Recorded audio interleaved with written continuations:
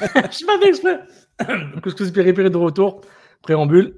Toi, tu essaies vraiment d'amener à un autre niveau d'intro. Tu veux?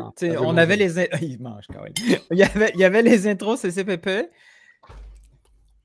Tu as vu les autres intros avoir une sauce un peu CCPP. Et là, tu t'es dit, hey, watch me. Je vais m'étouffer et je vais manger pendant l'intro parce qu'on fait ça dans notre heure de lunch. Right? Tu me fais rire, je vais m'étouffer là. Ça va mon assiette? Le microphone est bon? Si vous entendez bien l'assiette, c'est courtoisie de Cityvision et Excellent Photo. Qui ont fait les microphones Rode 1T5, USB-C et XLR. 2 en 1. Donc voilà. On n'a pas pu faire ça vendredi comme d'habitude parce que moi, j'étais pas disponible. Fait que un show à deux, quand il y en a un des deux, il n'est pas dispo. On a dit à Max Truman, ouais, là chez vous, on fait notre show. Puis le tien, ben, il va attendre quand ton tweet masqué, pas masqué, ton tweet codé va être un peu décodé. Ça va être le fun cette semaine. Je pense que ça va être le fun cette semaine. Pour toi et Max, c'est sûr. C'est tellement votre dada. Moi, genre de choses, je sais même pas c'est quoi va être le fun, mais I'm like, it's gonna be fun. Je pense que ça va être le fun. C'est bien qu'il a... Enfin, tu as eu la confession. Le show de Max. On est d'accord. C'est le show de Max. Puis... toi et moi, je suis là, je regarde. Ah, c'est cool. Il y a des infos, j'apprends. Ah, le pléonasme, hein. Pas le pléonasme, mais le sous-entendu. Shut the fuck up. J'ai le droit à tout aujourd'hui. Et Rougemont, vous voulez pas nous sponsoriser, man? Qui? Bon, Rougemont. Incroyable. Rougemont, préparé au Canada, pasteurisé. Rougemontcanada.ca. Ouais. Rougemont, Québec. Un bel endroit. Qu'est-ce que tu regardes en ce moment? Qu'est-ce que tu regardes? Mais moi, je regarde. Juge-moi pas. Je regarde la Coupe du monde des clubs. Oh, my God, ce qu'il y a Porto, là. Mais... Non. Écoute. Moi, j'ai pas le temps. Attends. Mais toi, t'as jamais le temps. T'as même pas le temps pour les matchs MLS. Sérieusement? J'aime ça. Le niveau est bon, l'intensité est là. OK, faut oublier Oakland. Là.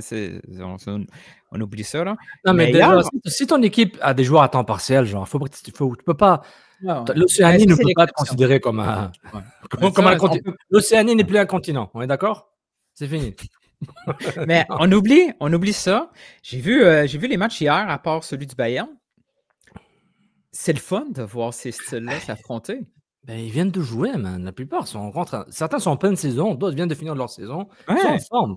Mais moi, ça m'a fait réaliser Attends, on est-tu en intro ou pas? OK, on continue juste après. Moi, je regarde sur Netflix une série coréenne, une mini-série, Mercy for None, qui veut dire quoi? Pas de pitié pour personne. Pas de pitié. Pitié pour personne. Et puis, c'est un... Rock and None, c'est pas avec Whoopi Goldberg. Non. Okay. Ah, c'était fun, ce film, ça. Mais cette série de films. Mais en fait, c'est une histoire, action... Il y a eu plus qu'un Rock and None? Je suis pas sûr qu'il y a eu plusieurs, là. Rock and None, c'est pas Sisters None, je sais pas quoi, là. Non, c'est pas Sister Act. C'est ça que tu parles, right? Moi, j'ai Rock and None dans la tête. C'est pas avec Whoopi Goldberg, Rock and None? Ah, je sais pas c'est quoi Rock and None, alors. C'est pas Whoopi Goldberg avec les sœurs qui chantent? Sister Act. Ah, mais c'est quoi Rock and None? C'est peut-être la traduction acadienne? Anglophone, je sais pas. Rock and None. C'est la traduction. Attends. Mais le Sister... Ah, ben oui. Ah, Sister... Ben oui. Rock and None. Sister Act. Rock and None, c'est-tu la version française? Wow. Le QLF, là. Alors, mais ça... des questions à demander. Oui, 1992. Moi, j'ai ici Rock and None. Avec Sister Act. Incroyable. Pourquoi? Ben oui. C'était... Ben, c'est peut-être les Français qui nous ont envoyé ça. Rock and None, mec. Ouais. C'est des sœurs. C'est des sœurs qui déglinguent. Ils font du rock. Rock and None 2. Ah ouais, je pense qu'il y a eu 2, là. Incroyable. J'ai la voix de l'acteur qui fait tous les animés manga en français. Ah, je suis le phénix. Vendredi, j'ai vu un film, c'est les robots Electric machin, là. C'est comme... La Coupe du monde des robots, là, où ils se battent? Non, c'est dans un univers parallèle. Je sais pas si ça, c'est le terme qu'on dystrophie. Ah, c'est la série Netflix, Death, Love and Robots?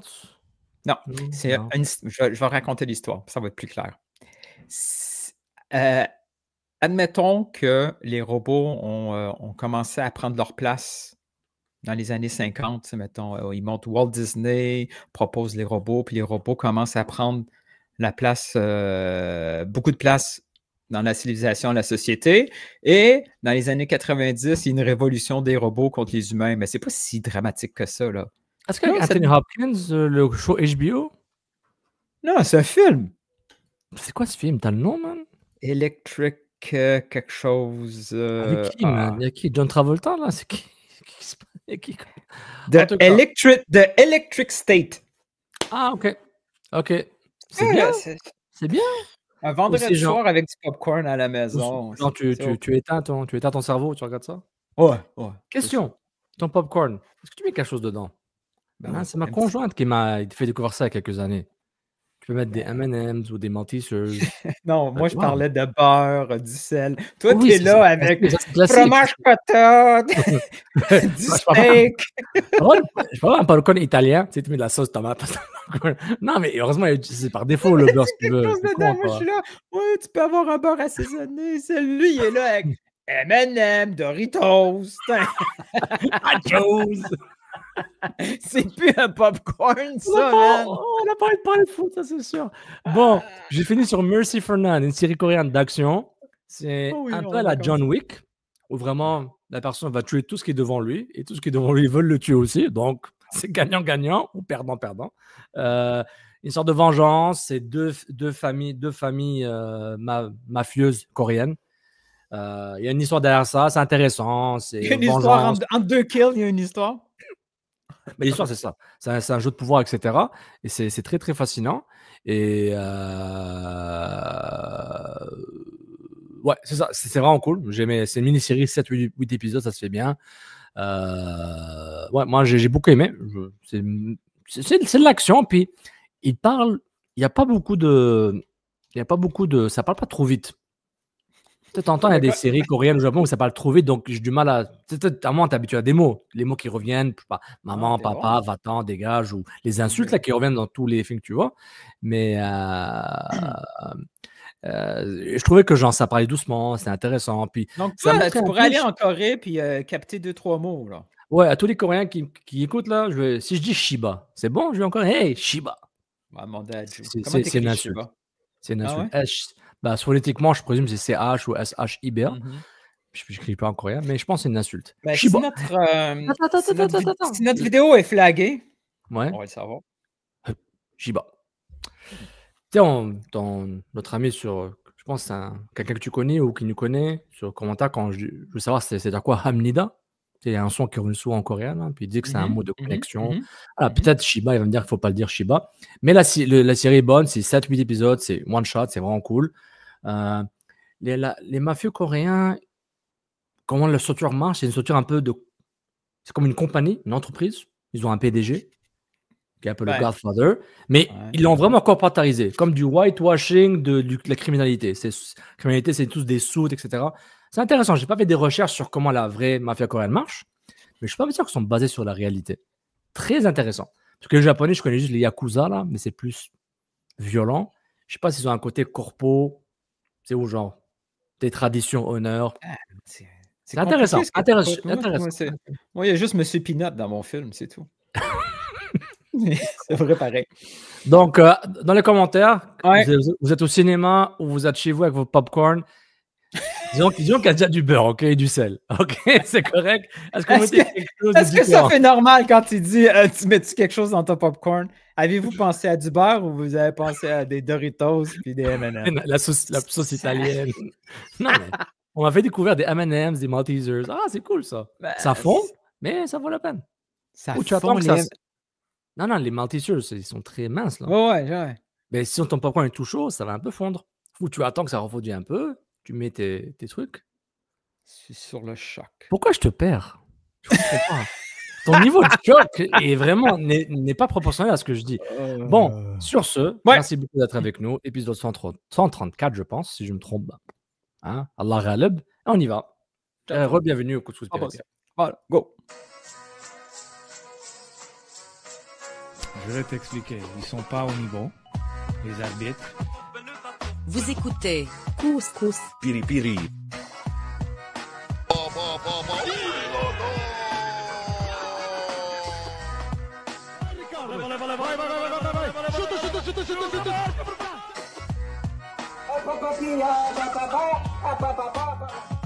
Je pense que je ne me trompe pas, le Real Madrid ne font pas des séries ou le Movo mondial. God never sleeps, man. Mon ami Marc Bergevin, le Real Madrid va au mondial. Au mondial des clubs! Le pauvre, il venait de tout comprendre, puis bang, FIFA crée une compétition pour les gros bras de Marc. On commence tout de suite avec la Coupe du Monde FIFA des clubs. Moi, personnellement, regarde. Vas-y, monsieur Marc. Imagine ma perspective, OK? Imagine, même si j'ai Habibi TV, tout ça. Ouais, c'est gratuit sur DAZN. Oh, en plus, oui. Ou Vladimir TV, ou comme tu veux, tu trouves.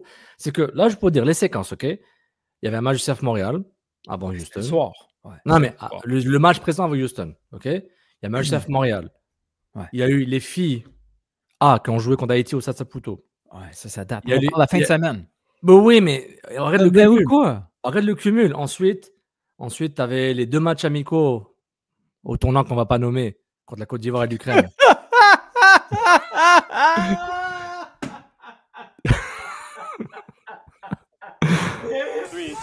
Ouais, ça c'est Montréal. Come on! C'est Laurent.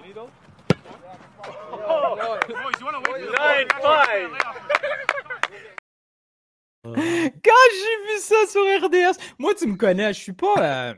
T'es pas mesquin. Je suis pas. Non, oui, je suis mesquin, je suis méchant. Mais je m'attache pas à ces affaires-là de. Comment je pourrais expliquer ça? Je suis nostalgique, mais pas à ça. Tu sais, j'ai pas cette volonté de m'accaparer de trucs comme ça. Mais t'as pas eu un soupir.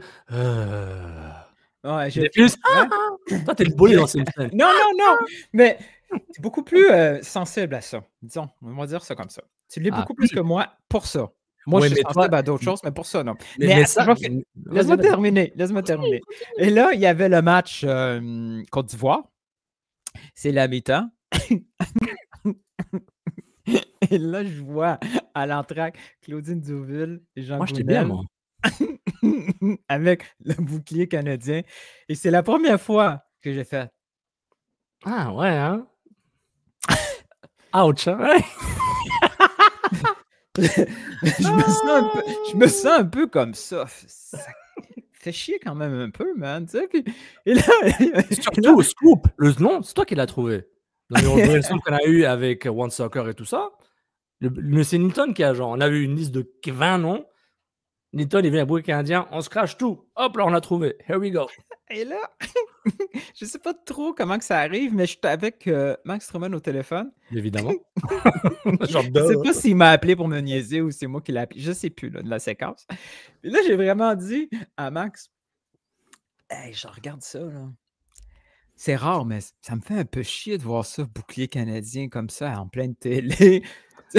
Fédération canadienne, RDS. Un an jour pour jour après la création de cette émission, qui appartient à One Soccer, évidemment, pas à nous. Et je te l'ai compté, ce bout-là. J'ai dit à Max, si moi, ça me fait chier un peu. Sauf si j'ai screenshot ça, là. Il va tellement être fâché. Et là, Max a eu l'idée, attends. But wait, there's more. J'ai une meilleure idée. Fait qu'il a fait le montage avec le Nathan et Sofiane. Oh man, que c'était drôle. Ah, c'était bien. Ouais, c'était bien. Mais, mais Armen de One Soccer, il faut lui donner ça. Le logo qu'il a fait, 1000 fois meilleur. 1000 fois meilleur. Hey, encore une fois, merci à Armen pour toute la gestion qui nous a fait nous gérer là, avec Alexandre. C'est pas facile à nous gérer. Alexandre, il a aussi souffert avec nous. Mais pendant 1 an, à faire une belle émission, le bouquet canadien. Là, il aurait pu nous acheter, juste nous inviter au match. Hey, guys, viens au match. Venez au match. Allez à l'hôtel, Le Germain. Il y a un hôtel québécois, là. Allez au Le Germain. Ouais. Puis, all fees paid. Faites une petite apparition à la mi-temps avec Christian Jack. Puis, un jubilé. Hein? Quelque chose. Un t-shirt, man. Ouais, t-shirt bouquet canadien. Même oversize, je l'aurais pris. Non, ouais. C'est quelque chose. Ouais, ça, c'est nos problèmes à nous autres. Ça, c'est quelque chose. Donc, le cumul des matchs, le match du bouquet hier, samedi, canadien. parce qu'on est lundi, là, dimanche, il n'y avait rien que ça là, à regarder. Tu t'ennuyais les matchs l'un après l'autre pendant que tu es dehors dans la cour. C'est ça que j'ai fait. Là. C'était à quelle heure? C'était en après-midi? Je pense que le premier match était à midi. Je pense. Non, mais moi, j'étais dehors. De 10h du matin, je suis revenu chez moi à 5h. Moi, je ne sais pas ce que vous faites de vos vies, là, mais de 10h à 5h, j'étais out. Donc, c'est l'anniversaire de madame. C'est la fête des pères en même temps. Moi, justement, la fête des pères, tu peux décider ce que tu fais. C'est ta fête. C'est la fête de ma conjointe, donc priorité, là. Et puis la fête des pères, il faut arrêter, là, avec ça. Attends une minute. La fête de ta blonde tombe sur la fête des pères. Elle t'a volé ta fête! Mais non, c'est sa fête. Ça, c'est bon. Fait que tu fêtes la fête des mères, mais tu peux pas fêter la fête des pères parce que c'est sa fête. Big win. Mais non, on a fait les deux. On a fait les deux. Mais oui, on a fait les deux. Je sais ce que ça veut dire, ça, faire les deux. T'es vraiment con. N'importe quoi. J'ai eu des cadeaux. Arrête de m'emmerder. Et puis pour corriger, c'est la fête des pères qui tombe sur l'anniversaire de ma femme. Parce que la fête des pères, elle change de façon dynamique, comme les prix dynamiques. Ça existait avant madame. OK. Bon. Tout ça pour dire que la Coupe du monde des clubs. C'est super. Tu adores. Il y a un potentiel très intéressant parce que déjà, le football de club est meilleur que le football des nations. Tu sais, les nations, oui, il y a l'émotion, tout ça, mais le foot, c'est... écoute, le match PSG-Atlético, pauvre Atlético. Les PSG, ils sont dopés sur quelque chose. Man. Je ne sais pas comment ils font. Moi, je me retire de ces propos. Mais ça m'a rappelé à quel point je déteste Rodrigo de Paul. Ouais, est-ce que c'est sa coupe de cheveux, son sourire ou ses tatous? Qu'est-ce qui est... C'est lui. Ok, t'as le choix entre lui et Caceres. Lequel tu détestes? Non, là, présentement, il n'y a personne autre que de Paul, là, il est dégueulasse sur un terrain. Comment s'appelle le Portugais qui est son sosie là, des années 2000? Tu sais, il y avait une faux hawk à un moment, il jouait en Turquie vers la fin. Milieu de terrain. Raoul Meireles? Meireles, c'est vraiment son cousin genre, même. Non, mais lui, non. Raoul, c'est un vrai homme. Rodrigo, man. Raoul, c'est un vrai homme. Oh non, Rodrigo est dégueulasse. Il y a un papillon qui passe dessus, il tombe, il est dégueulasse. Je le déteste. Je le déteste tellement. Mais le PSG, wow. Puis tous les débats autour du Ballon d'Or qui m'intéressent moyen. Mais n'importe qui sauf Viting, hein. Vous n'avez pas le droit de parler. C'est inacceptable. Hein. Tu diras ça à Xavi, Schneider, Iniesta. Tu leur diras. Là. Ouais, je sais. Ouais, un peu tôt. C'est injuste. C'est un peu tôt. Il n'y a pas d'âge. Bref, c'est vraiment. Donc, il y avait beaucoup de foot. Donc, je trouvais qu'il y a beaucoup de foot. J'étais un peu genre, mais correct. Je vois les résumés, là. Puis, tu as le mercato qui commence. Justement, on parle de mercato. CF Montréal. Otamendi. De Bruyne. Fernandez.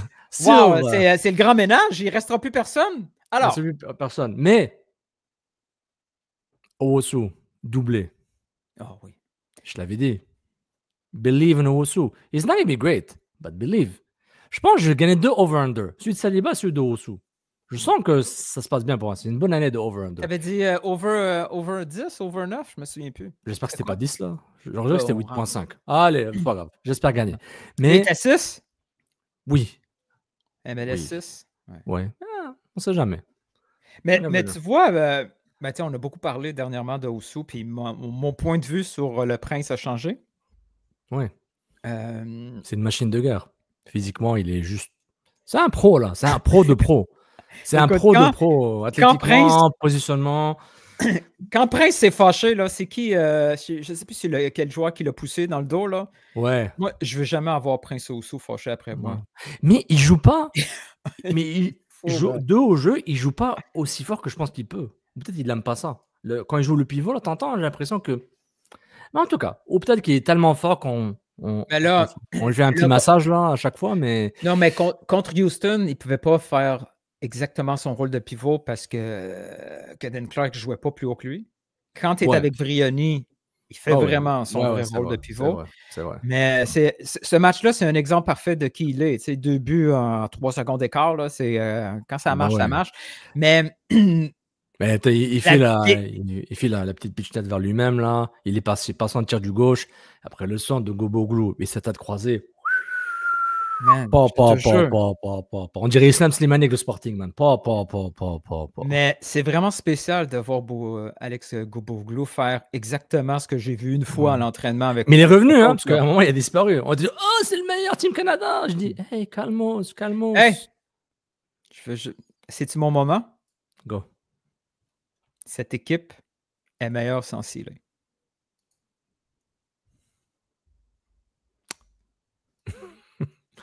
Ah, tu l'as commencé en privé. L'affiche avec ou sans Céline? Ben là, c'est un peu injuste parce que. Mais Sealy, à droite, c'est une très mauvaise idée. Oui. À gauche, ouais, c'est vrai. On peut pas parce qu'il est trop prévisible. Il est beaucoup trop prévisible. Ouais, c'est vrai. En parlant de. Tu sais, pour revenir rapidement, là, ce que je pense à Sealy, je pense à la Gold Cup. En plus, tu as les matchs aux États-Unis où c'était genre le dramaturgie avec la Suisse 4-0. Maintenant, dès que les États-Unis ne gagnent pas 5-0 contre le Brésil, c'est les médias. C'est Man in Blazers, les Britanniques. Mais c'est pas les médias, c'est surtout les anciens joueurs.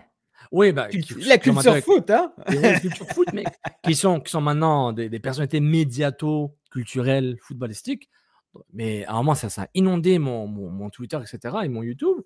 Puis c'est bon, les gars, c'est la Suisse. La Suisse, ils sont sous-cotés, là. Mais ils ont 3 joueurs de Bologne déjà. Déjà, ça te dit quelque chose. Ou 2 au moins que je me rappelle. Ça joue bien. Mais pour que il y a une équipe quasiment MLS, qu'est-ce qu'il va faire avec ça? Tu as le drama Pulisic. Je viens pas, je suis fatigué, etc. Puis Jesse Marsh, il en rajoute. Ah, mais Jesse Marsh, c'est tellement le gars. Mais Jesse Marsh, il a avoué. Il a baissé pour la job. Oui. On l'a rejeté dès le début, je pense. Non, même pas. Puis là, c'est fini. Lui, il a dit, ça m'intéresse plus, là, les États-Unis. Oui, parce qu'il y a une rancune aussi. Ça m'intéresse plus parce que j'ai Alphonse de David, j'ai David et tout ça. Mais à chaque fois, dès qu'il y a une occasion de comparer les deux, il ne veut pas comparer, mais il dit il n'y a aucun joueur dans ma sélection qui a refusé de venir ici. Au contraire, tu sais. Ouais. Mais c'est intéressant, on va en parler après. Parce que, OK, je suis intéressé par ce sujet-là. Peut-être une autre émission. Parce que ce côté de la Gold Cup, elle ne veut pas dire la même chose. Parce que il faut voir l'histoire des sélections de la Gold Cup. La Gold Cup pour le Canada, c'est genre, si on va en quart de finale, ce serait bien. Hein? Puis il y a eu beaucoup de Canadiens historiquement qui ont refusé d'y aller aussi. En plus. Ça les faisait chier, aller là. En plus. Les États-Unis et le Mexique, même avec des sélections 50-50, ils gagnaient. C'est le Mexique qui gagne ou les États-Unis. Canada, une fois, il n'a jamais eu. N'oublie pas, ils avaient fini en égalité en phase de groupe. Oui. Tous les tiebreakers avaient été passés, toujours égal. Tato Beach, on a gagné Tato Beach. Boum. On s'est rendu jusqu'en finale et on l'a gagné. Ça, c'est Montréal. Mais oui. C'est ça, c'est pour dire, genre, quoi, je pense que la Gold Cup a été jouée 25 fois ou je sais pas quoi. 25 fois. Et puis, je suis pas mal sûr que. Attends, qui a gagné? Attends. Moi, je sais plus. Qui a gagné la Gold Cup? Le nombre de fois qu'ils ont gagné. Ouais. Et en fait, il n'y a que le Canada qui a gagné en dehors des États-Unis et du Mexique. Donc, 14. Ouais, c'est bon, il faut arrêter de déconner. 9 mois, le Mexique est champion 9 mois. 9 fois. Une fois. Et les États-Unis, 7 fois, le Canada, 1 fois. Même la Jamaïque. La Jamaïque, ils étaient 2 fois finalistes perdants, je me rappelle. C'était récent dans les années 2015, 2018, etc. Donc, en tout cas, c'est cool de ces matchs là, mais pendant longtemps, le Canada, c'était un peu le camp de la classe. Passons à autre chose. Au dessous, on est content. Allez, on va d'accord, le terrain, c'est pas ce qui est intéressant en ce moment-là. C'est intéressant à Houston, mais. Ça sent bien. Mais c'est des transferts. 3 transferts. Et pour acheter, qu'est-ce qu'il faut faire? Qu'est-ce qu'il faut faire avant d'acheter? Il faut vendre. Il faut se débarrasser des vieux contrats qu'on blâme 100% Renard dessus. Et Vassili, alors que c'est pas vrai. Mais on va revenir sur ça. C'est pas grave, on verra. Ouais. C'est quoi les rumeurs? Fernando Alvarez, ça a commencé la semaine dernière. Oui. Prêt au club Lanus. Oui. Prêt option d'achat.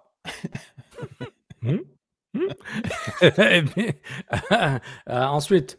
Quand même étonnant parce qu'on s'était dit au dernier. Est-ce que c'était avec Max Stroman ou juste nous deux? Je pense que c'était avec Max. On se demandait si Alvarez c'était un transfert ou un échange. On était pas mal convaincus que ça soit MLS. à cause du joueur. Le joueur ne voulait pas retourner. C'est sûr qu'en MLS, il n'y a pas une grosse réputation. Là. Je veux dire, si tu es capable de jouer pour Montréal.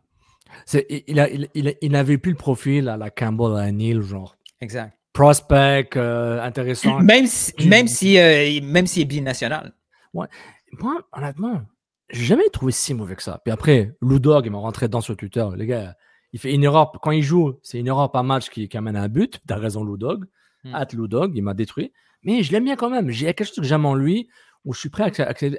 Mais il faut comprendre. Je sais pas pourquoi. Il faut comprendre sa dernière année à Fernando. L'année passée, c'est Monterrey qui les ont approchés. Ouais. Il voulait rien savoir de retourner au Mexique. Ouais. Le club a forcé. Allez, écoute.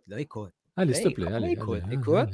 Mon ami. Déjà, il se sent pas très, très, très désiré au club. Il est obligé de rester parce que c'est lui qui décide. Et remis complètement dernier dans le depth chart.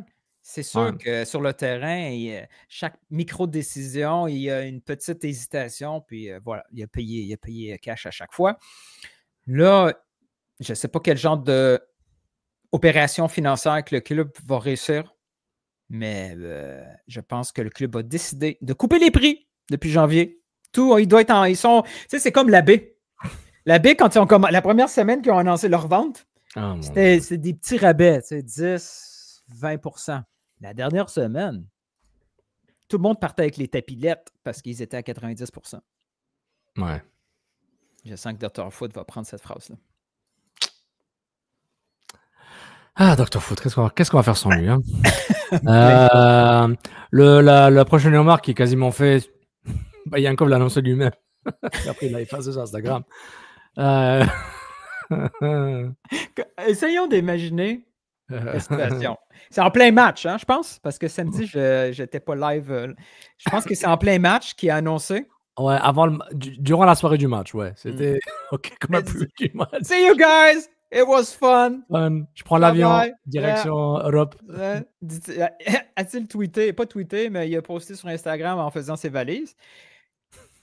Donc, il y a quelqu'un du club, on ne sait plus qui maintenant, mais il y a quelqu'un qui a envoyé ça dans le groupe chat. Il dit hey, wow. C'est annoncé. C'est pas finalisé. Ta minute, je vais appeler Papa Yankov. Papa, dis à ton fiston tant qu'il n'a pas signé papier puis que la MLS n'a pas pris 2 semaines pour ramener les papiers, calmos, on ne sait jamais. Ton transfert de certificat international n'est pas encore envoyé par fax. Calmos. Il y a une confusion encore. C'est-tu Y? C'est-tu I? C'est-tu Dominique avec un K, avec un C? T'es qui, man? On ne s'est pas mis d'accord avec Rijeka en Croatie sur les modalités du paiement du transfert. Est-ce que sur un paiement, 2 paiements, 3 paiements et le montant? Est-ce que ça passe par Bologne? Est-ce que c'est... Non. Donc, au début de la semaine, Yankov était annoncé un retour en Bulgarie. Oui. Puis, boum. C'est un peu par défaut en Bulgarie. C'est comme Cristiano Ronaldo revient en Sporting. Hein, c'est un peu par défaut. Ouais. Il est bulgare, il joue là-bas. Oui, mais il y a eu des conversations en janvier. Ça a été l'histoire dramatique. Qui n'est jamais arrivée, Qui n'est jamais arrivée. Et là, Croatie est arrivée de nulle part. Les champions, ils ont débloqué des budgets. Ça démontre aussi que Dominique Yankov a une certaine réputation. Regarde, Yankov, c'est le Ahmed Hamdi des Balkans. Ontario-Balkans. C'est le talent offensif qui est clair. Le talent est là. Ouais. Le talent du milieu offensif pur et dur, passeur, transition, frappe, buteur. On le voit, on le voit. Lui, c'est du Mihajlovic, entre guillemets. Lui, c'est le profil. Lui, parenthèse, je peux pas croire que le gars qui jouait les dimanches soirs à Laval sous un fond nom avec des fausses lunettes, puis qui a fini par cracher sur un doute, je peux pas croire que ce gars-là, il joue encore professionnel. Il va jouer. Il va probablement signer avec River Plate. Ouais, je suis un peu con. Regarde, Matko Miljevic, là, on voyait le talent, genre, OK, il y a quelque chose, rien qui me fait dire qu'il va être un top pro en MLS. Tu vois, il y a... C'est sa frappe, c'est pas. Mais Yankov, il avait un plus. Oui, Yankov est différent. C'est comme c'est un 10, là. C'est un gars qui court vers le ballon, qui attaque vers l'avant. Mihajlovic, il temporise. calmez-vous, surtout dans le foot. Mais Matko Milivojevic, c'est un peu Zidanesque, dans le sens genre, j'arrête le jeu, je temporise, je change de rythme et je décélère beaucoup. Même si Zidane accélérait beaucoup, je ne comprends pas Matko à Zinedine. Je fais juste une sorte de référence pour aider les gens à visualiser un peu. Et pour revenir à Yankov, c'est vraiment, ouais, c'est dommage. Physiquement, c'est une catastrophe. Hein. Voilà, quoi, c'est ça malheureusement. Un peu comme Ahmed Hamdi, et aussi physiquement, il y a eu des pépins et une mauvaise intégration. En MLS, je présume. Mais ouais, c'est. Yankov, de l'extérieur, puis ce qu'on entendait un peu, c'est le physique, son problème. Ouais. C'est quand on dit hygiène de vie, certains exagèrent en disant il sort, il fait ci, il fait ça. Il y a pas, hygiène de vie, c'est plein de choses. Même Koné avait un problème d'hygiène de vie, il l'a dit. Là, ça a été long là, avant qu'ils comprennent ce que ça demandait comme rythme de vie et tous les sacrifices. À l'autre extrême, Dembélé aussi n'a pas compris quand il était à Barcelone. Il s'est dit, OK, si je veux devenir un autre joueur, je dois engager des cuisiniers, je dois me reposer pour jouer à la PlayStation. C'est des détails comme ça. Lui, il avait tout le temps des pépins physiques. C'est ça. Mais c'est très vil, ça. Hein. Tu te dis, est-ce que c'est les joueurs qui sont faits en cristal, qui sont vraiment, voilà, c'est les génétiques, c'est les gènes, comme on dit, les gènes. Quand j'ai pas de réponse, je dis c'est les gènes ou c'est vraiment ce que tu manges, quand tu t'entraînes. Est-ce qu'il te faut du spécifique? En tout cas, on parlera un jour à un directeur de la performance physique, là, mais moi, c'est dommage. Et info CCPP. Déjà, il faut le mettre en. Il faut y aller historiquement. Hein? Je sais qu'il faut un autre pas en arrière. Les chiffres dans le transfert market, les chiffres qui arrivent là, c'est les chiffres qui ont sorti publiquement ou dans les articles, dans les tweets. Il n'y a pas. À moins que c'est des gros noms ou les infos qui sortent sont assez béton, les chiffres qui sont dans le transfert market, c'est des estimations rendues publiques. On ne sait pas s'ils sont valides. Ceux de Yankov, ce qu'on a su, c'est que le chiffre qui est dans le transfert market, c'est pas tout à fait ça. Là. On peut le diviser par deux pratiquement. C'était ce qu'on nous avait dit, c'est que Montréal avait payé environ 3/4 million. Disons 700-800 000 $. Ouais, plus ou moins. Au lieu du 1,2 ou 0,3 qui est écrit là. Ce chiffre-là, il n'a pas atteint 1 million. Oui. Donc, on part avec ça. Donc, c'est pas vrai. Je lisais que si on le vend 700 000, on va perdre la moitié. Non. Si on le vend à 700 000, on rentre dans notre cash. C'est déjà bon. Dans les articles, que ce soit en Bulgarie ou en Croatie, on parle d'une opération qui coûterait environ ce prix-là, 700-800 000 €. Ouais. Mais c'est beaucoup pour un joueur qui ne joue pas et qui est blessé. Surtout que ces montants-là sont connus dans la conversation. Montréal va le dire. Moi, je vais récupérer mon argent. Je ne le vendrai pas tant parce que moi, j'ai payé tant. C'est pas vrai. Là. Donc, le vrai chiffre est connu. Donc, si on est capable de le vendre pour à peu près le même montant, un joueur qui a perdu de la valeur en 2 ans, c'est un coup de circuit comme opération. Oui. Je trouve que c'est pour se débarrasser d'un joueur et en même temps que le joueur se libère de cette situation, c'est un win-win. Genre, oui, il y a des pertes. Il n'y a pas beaucoup de gains dans les transferts. Hein. C'est pas comme si tu as acheté Vitina à 10 puis tu le vends à 75. Là. C'est pas le même genre d'économie. C'est pas le même genre de macroéconomie. On est dans un autre système économique assez différent. Mais ouais, je trouve ça. Je suis quand même triste là. Parce que j'aime les beaux joueurs qui ont le ballon. C'est ça qui m'embête. Mais le montant, hein, on parle de combien?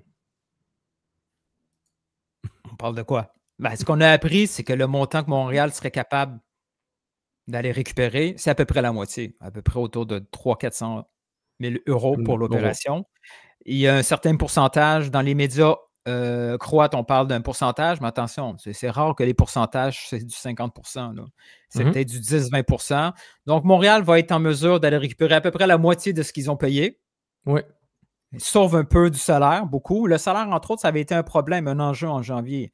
Les clubs bulgares n'étaient pas capables de payer le salaire que Yankov avait ici. Et Yankov n'était pas prêt, lui, à... C'est la beauté des contrats garantis. Tu signes quelque chose, tu signes quelque part, il faut que tu débourses. Mais là, ouais, c'est ça. Donc, Montréal... Yankov n'était pas dans la liste de Tom Bogert. bizarrement. Il y avait Sonoussi, Campbell, Non, Saliba, et parce que pas Dimitri. non, Papa Yankov, c'est pas c'est qui Tom Burger, fait qu'il l'a pas dit, mais pas dans la liste. Donc, Montréal va peut-être aller chercher un 300 000 € pour Yankov. Oui. Ils perdent pas tout. Ils sauvent du GAM en faisant ça parce qu'il y a probablement du GAM qui avait été utilisé là-dedans. Son salaire. Mais dans tout ça, ce qui est bizarre, c'est que c'est un autre joueur qui n'est pas international. Donc, pas de place. Il va falloir remplacer ça avec du North American. Ouais. Autant Alvarez que Yankov. Je me demande, est-ce que tu penses que ça trame un échange? Ou, c'est quoi? Parlons de Saliba. Après, on va voir ce sujet-là. Je suis intéressé. Bon, Nathan Saliba. Nathan Saliba, Tamango avait raison. Qu'il allait partir à un moment donné. À un moment donné, Saliba allait partir. Ça, c'est sûr. Shocker. Moi, je suis. Les montants qui sont avancés, je les trouve perso faibles. Donc, on parle de 2,7 millions d'euros de transfert de Nathan Saliba entre CF Montréal et. C'est quoi? Est-ce que c'est 4 millions canadiens, 3,5 américains? Ouais, c'est 4 millions canadiens. C'est bien 4 millions. 4,2. Bon, ça veut dire que l'académie coûte à peu près 2 millions par année. Ouais. Donc là, il a payé 2 ans gratis. Mais c'est ça le modèle du club. C'est d'être en mesure d'aller vendre en moyenne. Oui. Disons, mais 2 joueurs par génération.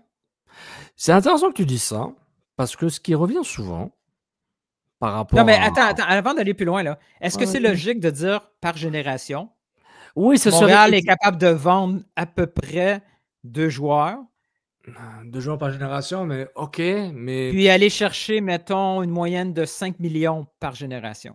Mais sur un timeline par an, ça donne quoi par 2 ans? On parle d'un joueur par 2 ans, par 3 ans? Tu sais, parce qu'à un moment, les budgets se font par année. Hein. Il y a pas assez, je ne pense pas que le Montréal a le volume de beaucoup de clubs européens pour dire, ou du River Plate, ou de même Club Lanus ou autre, pour dire, ouais, on a un horizon générationnel et qu'on sait que les garçons... Mais... Oui, mais je pense pas qu'ils produisent ce volume-là. Que le garçon à 15 ans, je sais qu'à 19, 20, 21, je vais le vendre là. Et j'en ai pas plusieurs comme ça qui s'accumulent. C'est ça le truc. Mais si je suis d'accord avec ta projection. Mais si tu rajoutes à ça la perspective de pas seulement vendre, mais d'éviter un achat. Parce que c'est ça aussi. Mettons, Goboglou, Owen Roach, Indiana qui s'en vient. Si à chaque fois, par génération, tu vas avoir un potentiel de 4 titulaires, puis là-dedans, tu en as 1 ou 2 que tu vas vendre, les autres, tu les gardes. Ça, c'est de l'argent que tu sauves en faisant ça. Là. Tu rentabilises ton académie en évitant de payer 1 million ou un demi-million pour un joueur parce que tu l'as formé chez vous et par génération, par année, une académie doit coûter à peu près 2 millions-ish. Disons, mais le fan qui nous écoute, qui va tweeter, qui va laisser un commentaire sur la vidéo YouTube, va dire « Ouais, mais arrêtez d'investir tout le temps sur l'académie ou sur le marketing ou la billetterie. Il faut assez des joueurs. Ce 4 millions canadiens, il faut en mettre 1 ou 2 sur un joueur. Il faut... C'est ça le truc. Comment est-ce que le club va choisir, il va équilibrer? Cette année, je mets plus sur l'académie pour un peu baisser les coûts. Je vais mettre du marketing parce qu'on a une campagne avec marketing qui coûte cher, ou quel que soit. Mais en même temps, et c'est pourquoi il y a un message un peu qui me mélange un peu, c'est que tu as le club qui se donne une enveloppe budgétaire extraordinaire pour Sinchuk. Pourquoi? Je ne sais toujours pas. Ok, j'espère que ça va marcher. Mais en même temps, ne garantit jamais, par rapport à ce qu'on voit depuis les grosses ventes de Ismaël Koné, Alessio Johnson et George Malovic, juste pour vous dire, Saliba, il est 4e dans la liste maintenant. Il vient de dépasser Alejandro Silva, qui a 2,6 millions d'euros, en théorie, quand il est revenu au Paraguay. Comment est-ce qu'on peut faire confiance au club? Mais pas moi je m'en fous, hein, ils font ce qu'ils veulent. Mais je parle un peu au nom de tout le monde ou un peu pour tout le monde pour dire comment est-ce que le club devrait équilibrer, sachant qu'il y a clairement une politique, je ne veux pas mettre des montants de transfert réguliers pour essayer de réinvestir l'argent de Saliba. Ce n'est pas fait pour Koné, ni pour Johnson, ni Mihailovic par rapport à la proportionnalité. Parce qu'il a coûté de l'argent, Kokaro, etc. Ces joueurs ont coûté de transfert. Yankov a coûté de l'argent en transfert et en salaire. Mais là, le pendant et l'équilibre par rapport au club qui est pas bon sur le terrain pour des raisons claires, qu'est-ce qu'on fait? C'est ça le truc. Et c'est ça qui est un peu qui me dérange. C'est la poutine interne qu'on ne saura jamais. Est-ce que c'est du cas par cas ou mais, c'est une politique? Mais tu parles de l'académie, c'est aussi la poutine interne. Je dis oui, ok, ils font ce qu'ils veulent. Non, budget mais au salaire, niveau des budget académie, budget... On ne sait pas si au niveau des transferts, c'est quelque chose de préétabli, qu'on garde 50% pour l'équipe ou 50% pour équilibrer les budgets. Il faut arrêter de prétendre que Montréal est la seule équipe au monde qui utilise les transferts pour balancer le livre comptable. Oui. Non, voilà, il y a l'argent qui rentre dans le compte de banque, tu as des dépenses, tu as de l'amortisation, tu as de l'équipement, tu as du staff à payer, tu as des projets dans 2 ans, et il faut qu'on mette de l'argent. Mets 500 000 de côté, ce qu'on aura besoin pour ce projet-là, whatever. Le transfert des joueurs existe en principe, là. Ce système économique existe parce qu'il y a des équipes qui ont besoin de balancer leurs joueurs, de balancer leur club. Leur club comptable. Et dans la réalité de la MLS, ce qui fait encore plus mal, c'est que les droits télé ne montent pas exponentiellement. Là, ils ont un revenu garanti. Ils ont même les victoires, même le classement ne donne absolument rien à ces équipes-là. Contrairement à Bologne, qui, chaque gagner la Coupe est importante et une qualification ramène du cap. Ah oui. Les droits télé de l'Europa League, c'est mieux que la Conference League, c'est mieux que de ne rien avoir. Gagner la Coupe Italie, ça donne de l'argent, ça donne un cachet, ça donne peut-être plus de sponsors, des nouveaux sponsors, ça va coûter plus cher, etc.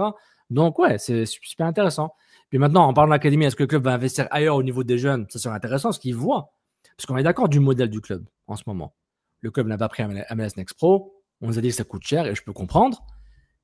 Pour l'instant, mais ça prouve que leur choix d'investir sur des pépites de façon qu'on les intègre rapidement dans l'équipe première pour qu'ils puissent faire de la plus-value dans leur jeu et éventuellement être transférés, c'est bien aussi. Parce que je pense qu'il y aura un cas de figure, un joueur du niveau de Chouanière, Saliba, Koné, je parle des joueurs locaux. Je vois pas un scénario où ils vont rester genre 7-8 ans au club. Là. Dès qu'ils ont 22-23, qu'ils sont bons, ciao. Et dans le cas de Saliba et de Koné, ils ont eu le même type de boost qui est Team Canada, en partie. Koné encore plus. Koné, c'est genre, hop, à lui, c'est... Ils ont vu un contre contre la Belgique ou non, contre... Il est rentré contre la Belgique, je pense, en deuxième mi-temps. Mais ça va être ça de plus en plus. Non, exactement. C'est comme ça. Les vrais pépites des académies, là, des grosses académies, c'est rare qu'ils jouent un an. Oui. Puis tu sais, Koné, c'était exceptionnel qu'ils reviennent. Il n'était jamais au club, mais qu'ils viennent au club. Mais tu sais, par exemple, Chouanière, lui, il a vraiment fait le travail de pré-formation, formation de A à Z. Là, c'est le modèle, ce template, là, genre de From Rag to Riches, si vous voulez. Saliba, c'est un peu ça aussi. Là, il était au club depuis un bout, etc. Puis, je pense que la pandémie a ralenti plein de transferts de plein de joueurs parce qu'elle a enlevé 1 ou 2 ans à beaucoup de joueurs en termes de disponibilité de transfert. Mais c'est intéressant, Maintenant, et je l'avais dit là, peut-être que je l'avais dit en privé. Il est parti au bouclier canadien, le tournoi. Alors, on ne le verra plus, c'est fini. Gold Cup, il n'y a pas de jubilé. Il y aura un message sur vidéo. Merci les gars, je vous adore, Montréal. 5-4, je vous adore. Puis voilà, je vais faire un petit bisou. Puis moi, je trouve ça dommage. Là. Il y a moyen de faire mieux. Il y a vraiment moyen de faire mieux. Le gars, il a Gold Cup. Puis juste après le Gold Cup, il revient, il fait sa valise. Il va au Stade Saputo, il fait une petite vidéo selfie. Merci Montréal, puis Bruxelles, hein, en classe à faire. Ça va peut-être nous amener à la prochaine conversation, prochain sujet de la semaine mouvementée. On est bon. Hein? On est bon. Puis on va ramener probablement le sujet Saliba. La semaine passée, il s'est passé quand même un petit tremblement de terre dans l'univers du club. Peut-être pas pour les partisans qui suivent juste le terrain, mais le départ de Patrick Vallée, directeur des coms, et aussi de Samia. Je ne veux pas maganer son nom de famille. C'est-tu Sherby? Oui, je pense. Ouais. Je pense. Qui s'occupait aussi du marketing. Sherbier. Chébir, je pense. Chébière ou Chébir. Excuse-moi. Okay. Samia. Avec moi. Pat Vallée est là depuis toujours dans ce club-là. Pat Vallée, est-ce qu'il avait remplacé Marc Touga ou il était le deuxième en dessous de Marc Touga? Parce que Marc Touga était aussi, c'était lui le gars de la com. Je pense, hein? Ah, doesn't matter. Je ne sais pas dans quelle séquence. Mais beaucoup, beaucoup de choses au niveau média avaient la patte Vallée. Donc, son départ. Marc Touga, direction relations médias, 1998-2000. Je me rappelle qu'il m'avait parlé de ça quand je l'ai rencontré comme journaliste. Là. Je me rappelle, ouais. Excuse-moi, désolé d'interrompre. Ouais. Donc, son départ, c'est quand même un gros, j'allais dire désaveu, mais un gros signal de changement ou de volonté de changement du côté du club. Encore une fois, il faut qu'on me dise pourquoi, là, parce que c'est comme... Exactement. Là, est-ce que tout ce qui fonctionnait pas dans la tête des dirigeants au niveau communication était lié par la présence de Patrick Vallée ou c'est parce que Patrick Vallée n'a pas réussi à les convaincre d'aller dans une certaine direction? Mais tu sais, tout ça est un peu flou parce que quand ça fait 20 ans, 25 ans que tu es dans une organisation, l'emploi, c'est bon. Et qui n'est pas si grande que ça.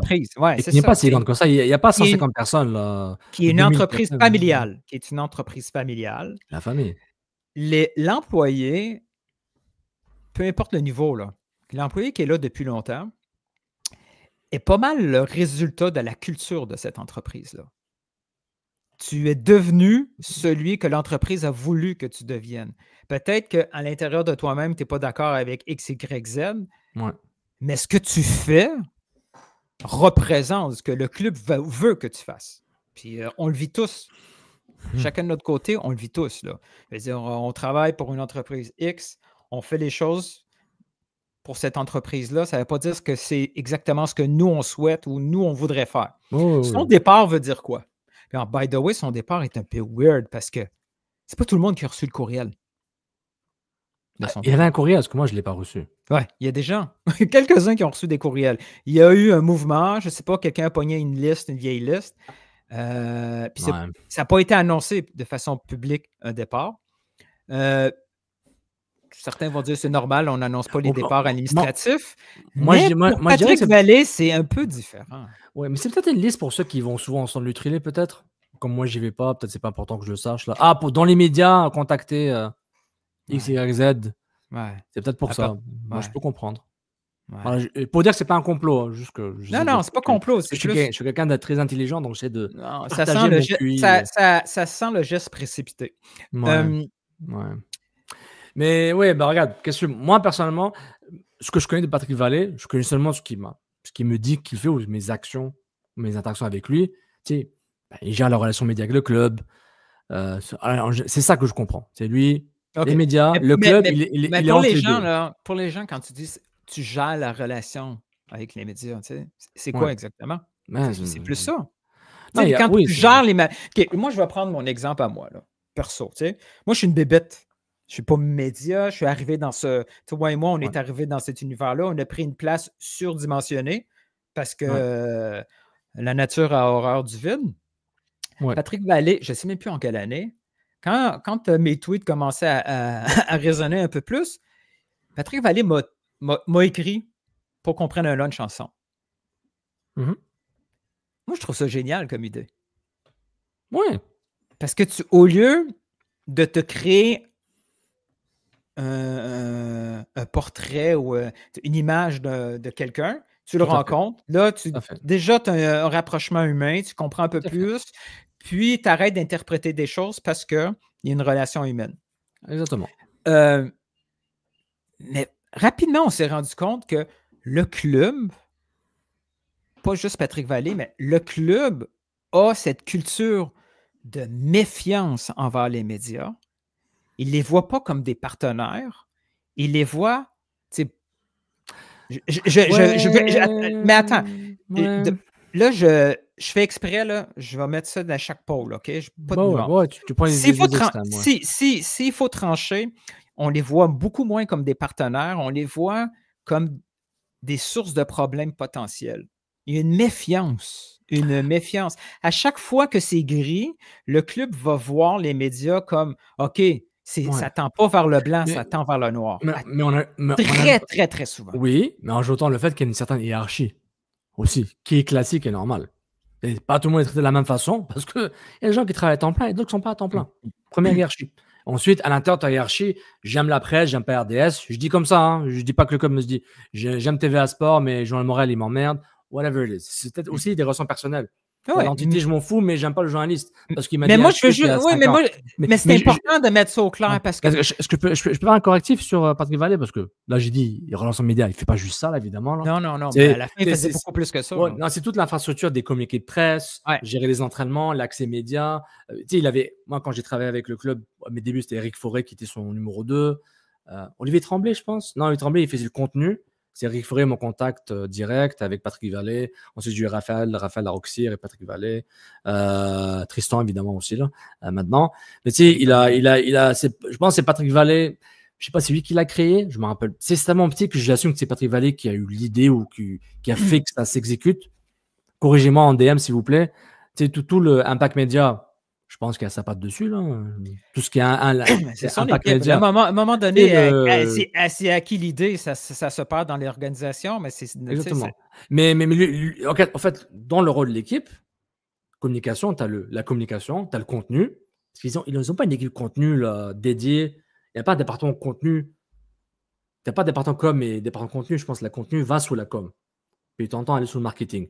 En tout cas, c'est. Mais mon point où je voulais aller, c'est que.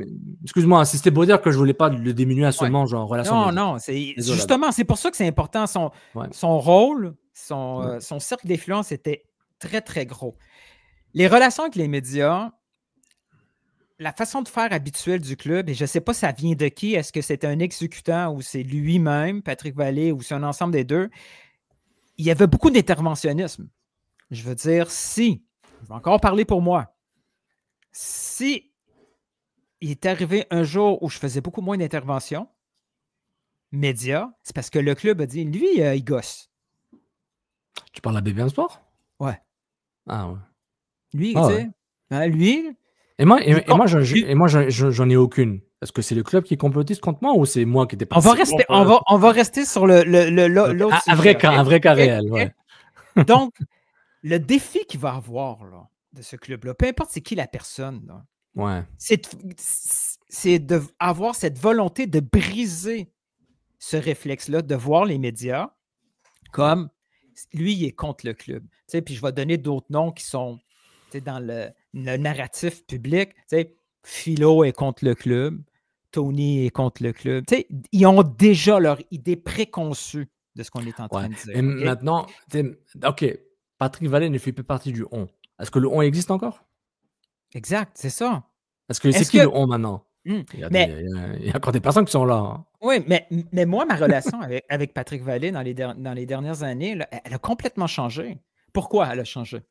Parce que moi, j'ai changé? Parce qu'eux, ils ont changé dans leur perception de voir certaines personnes? C'est possible, oui. On a vécu des trucs, là. Il y avait des associations hallucinantes qui se créaient dans les bureaux du club. Moi, j'aimerais juste dire basées sur des faussetés à 100%. Ils ont décidé, ils ont décidé de faire des liens. Pourquoi? Parce que par réflexe, ils ont une méfiance envers des gens qui peuvent beaucoup plus les servir. Nos critiques, les critiques des autres personnes, là, finissent par devenir leur focus group à eux. Oui, puis après, ils sont dans un entonnoir, puis ça. Ils sortent jamais de ce piège qu'ils sont créés eux-mêmes. Ça, je suis d'accord avec ça. En même temps, je peux comprendre leur envie de. En général, la bonne réponse, c'est la réponse la plus simple. Pourquoi elle est compliquée? Devant moi, j'ai les preuves. Mais non, c'est un bon point. Puis, il doit avoir des débats, mais il doit avoir des débats internes hallucinants parce que, tu sais, quand Gabriel Gervais est arrivé avec le mot impact, puis ils ont mis des mots, tout ça, le mot T que je reviens souvent, transparence, c'est le fun sur un PowerPoint. Mais soyez plus transparent. T'sais. À quel point il faut devenir fou furieux quand le chiffre d'un transfert sort publiquement? Jusqu'à quel point il faut s'imaginer des scénarios de fou parce qu'il y a un joueur local qui joue pas, puis que les gens commencent ou les médias commencent à poser des questions, automatiquement, ils vont se dire, ce joueur-là, il a son cercle, que ce soit les parents, ses amis, tout ça, ils parlent aux médias. Ils ont des réflexes Ouais. dans la culture de cette entreprise-là qui doivent complètement briser. Ouais. Puis, OK? puis aussi, il faut. La personne qui va prendre cette place-là, là, si elle arrive d'un autre univers que le foot local, il va trouver ça hallucinant, comment que c'est compliqué d'essayer de mettre dans une même conversation le club. Mais en général, les directeurs de observateurs. communication, c'est en général des anciens journalistes, là. Même en France, je pense beaucoup. Là, quand je contactais des joueurs canadiens dans les clubs de Ligue 1 juste un club m'a répondu de face. 2 clubs m'ont répondu bien. Je voyais leur LinkedIn, souvent c'était des journalistes auparavant ou des gens en marketing, de mémoire. Moi, je fais mes recherches. C'est un bon point, Nilton. Mais puis je vais conclure là-dessus. Ouais, je pense qu'aujourd'hui, là, en juin 2025, la meilleure personne pour changer la façon de faire du club, ils viennent de le mettre dehors. Je pense que Pat Vallée était rendu à un moment où, dans sa carrière, avec les relations qu'il a toutes vécues, il était rendu à un point, moi c'est mon expérience perso, où il se disait OK, je peux faire beaucoup plus de partnership, je peux beaucoup plus parler à du monde. OK, il va exposer des points de vue. Tu sais, on n'est pas obligé d'être d'accord sur tout. Oui. Mais la personne qui va arriver là, à sa place, là, il va falloir qu'il recommence from scratch. Mais la question que je demande, Nilton, quel est l'objectif du club par rapport à ça? C'est redorer l'image de l'équipe. OK. Donc, parce qu'ils vont dire, parce que Patrick Vallée, il ne parle pas, Patrick Vallée. Gabriel Gervais, il ne parle pas vraiment aux partisans. Il va pas, d'après moi, il ne parle pas beaucoup à des journalistes. Gabriel Gervais va parler à des partenaires commerciaux, partenaires de diffusion. Tu sais, il est là, il est dans la poutine beaucoup plus qu'avant, donc il s'est renseigné. Il a demandé qu'est-ce que vous pensez qu'on devrait faire? Et là, il est allé chercher son information et selon ce qu'il a entendu de ses partenaires, lui, sa conclusion, c'est OK, voici, j'ai besoin de ça en termes de redorer l'image. Puis ma solution ne passe plus par Samia ou Pat Vallée. OK, cool. Bah, on doit de l'extérieur, c'est ça, je vois. Parce que si c'est le marketing et les coms et kick-out, on s'en va vers une nouvelle façon de faire. Exactement. Et c'est peut-être aussi tu sais, si le club a un peu lâché le lousse de la patte Renard et Vassili, qui la plupart des cas, c'est une patte commune là, avec tout le monde. Bologne, Montréal et Renard et Vassili. Peut-être au niveau du staff, là, Louis Gervais se dit OK, là, il faut changer, il faut passer à autre chose, je vais ramener mes personnes à moi. Ou des personnes que je connais mieux, whatever. Est-ce que Gervais connaît très bien Patrick Vallée, là. Je pense que Gervais était joueur. Non, je pensais qu'il était joueur quand Vallée était là. Je pense qu'il avait déjà pris sa retraite de joueur. Mais non, c'est intéressant. Puis ça, c'est si on n'aura pas la poutine interne de comment le club va distribuer les profits du transfert de Saliba, je sais pas comment on va savoir tous les détails du départ ou pas de Vallée, etc. Puis Patrick Vallée faisait plein de choses là. Puis moi, j'ai jamais eu de problème avec lui, je pense là. Moi, j'avais pas des problèmes, j'avais des conflits avec lui, pas des conflits, c'est plus moi des conflits dans ma tête parce que j'essayais de faire ça à temps plein. Puis je trouvais qu'on me bloquait trop. Je veux pousser. C'était mon 2-3 ans de prime là. Tu te rappelles mes années prime? Si aujourd'hui je suis quelqu'un qui défend, est-ce que j'écris quelque chose en même temps parce que ça va être une grosse semaine. Si aujourd'hui. Ton WhatsApp est en train de péter. Si aujourd'hui je suis un défenseur de Pat Vallée, puis qu'on m'avait dit ça avant, jamais j'aurais cru parce qu'on a eu des clashs. Mais les clashs d'hier, je pense que aujourd'hui, il peut comprendre, même des anciens du. Hey, on a connu du monde en com là, qui nous disait qui nous disait des bêtises, puis aujourd'hui, ils sont beaucoup plus hard que nous. Oui, parce que tu sais. Ils sont beaucoup plus. Une fois qu'ils ont quitté l'organisation, ils sont beaucoup plus hard que nous. Et ça, c'est des signes. C'est des signes. Tu joues un rôle quand tu as une entreprise. Tu as un rôle différent, c'est normal. Tu sais, je peux pas dire que c'est des gens hypocrites, c'est juste que ton rôle est différent. Non, c'est pas. Ils ont une autre réalité. Oui, c'est ça. Ils ont une réalité. Genre, j'ai un travail qui s'oppose à l'autre, etc. Où j'ai des idées, des opinions. Et it is what it is. Et je te comprends. Mais moi, j'ai un Patrick Vallée, c'est une bonne relation.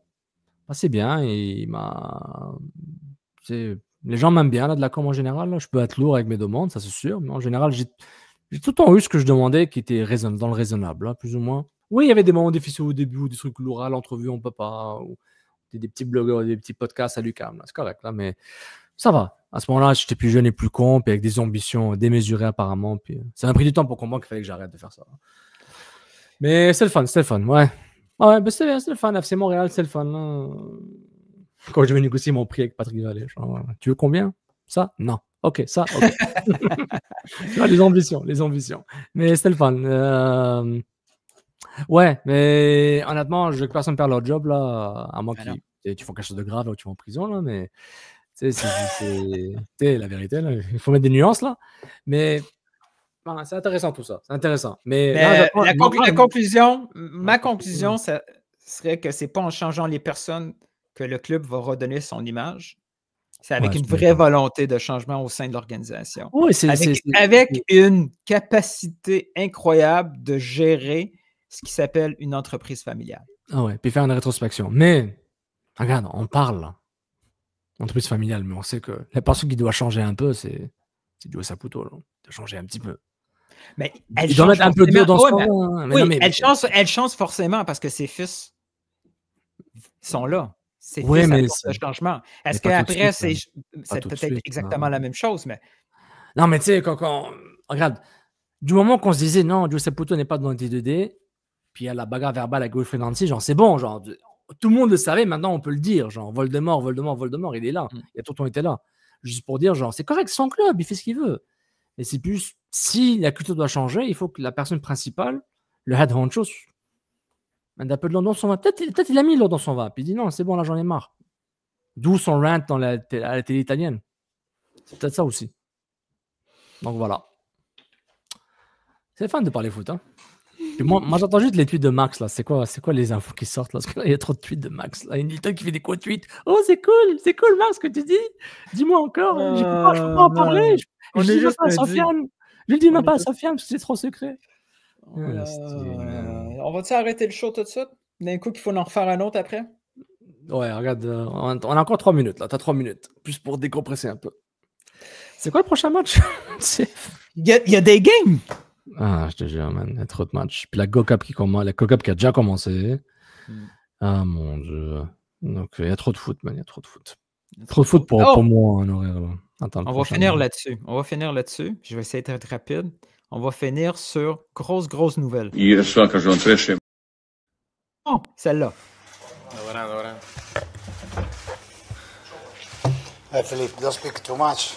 Come on, very quickly, fuck off. Još jednom vas sve skupa srdačno pozdravljam, dobrodošli na konferenciju za medije. He's back, man! He's back à la sélection italienne! Ils l'ont pris? Ben, je pense que oui! Mais il vient de se faire dégager de son club croate, là. Very much, shut up, F off, là. Non! Ils ont pris... Attends, ils sont tellement désespérés, il faut qu'on fasse la Coupe du Monde, on va pas la rater, on va prendre Gattuso, il va se battre avec la moitié de l'équipe, c'est correct. Oh, c'est pas vrai, je vais aller sur Twitter maintenant. Là. Ouais. Oh mon Dieu. The new first team head coach. Profilo ufficiale della Federazione Italiana Gioco Calcio. Bentornato Gian Gattuso, sete della Nazionale. Bentornata. Ça va être bon, hein? Il va se battre avec qui, lui? Il va se battre avec tout le monde. Lui. Avec qui il va pas se battre? C'est plus ça. Il neo commissario tecnico sarà presentato giovedì 19 juin alle ore 11. Je sais pas comment on dit 11 italien, là, mais... Et un simbolo, c'est un symbole du foot italien. Le plus professionnel et quelque chose là, fondamental pour affronter les meilleurs. Je sais pas quoi, mon italien est très faible.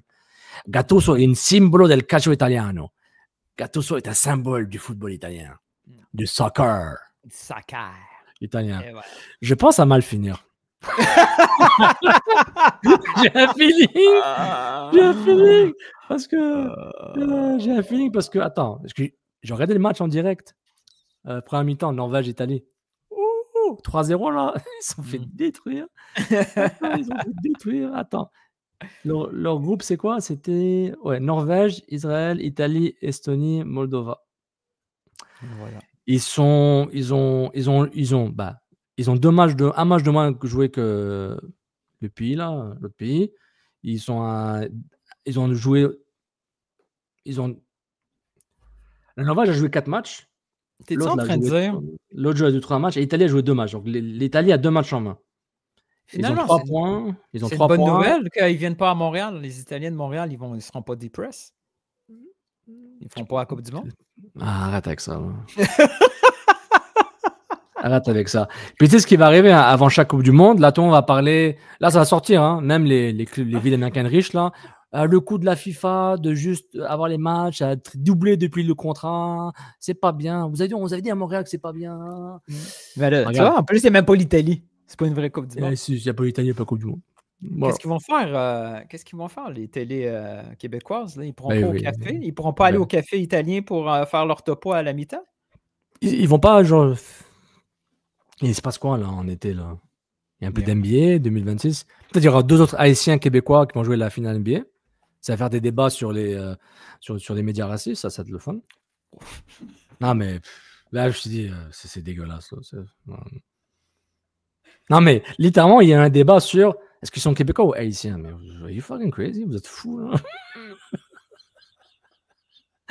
Ah, qu'ils sont racistes, man, c'est grave. I don't want peace. I want problems, always.